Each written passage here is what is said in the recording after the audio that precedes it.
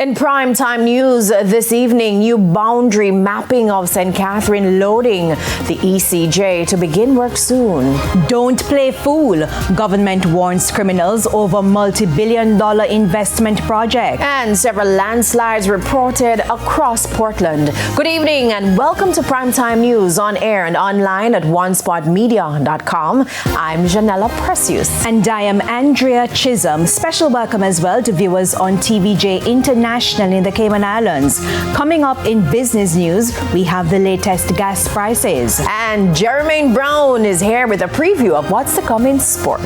Well, thank you, Janella. Another big friendly international coming up for the Reggae Girls. They'll be facing England's women in June.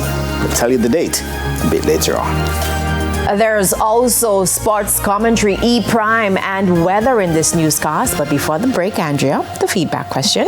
And our question this evening: in what ways have you been using AI to improve productivity? Can't wait to see the responses to that. You can share comments online, facebook.com/televisionjamaica and on X at TVJ News Center. Jermaine, are you joining us here? Are you coming? Yes, yes.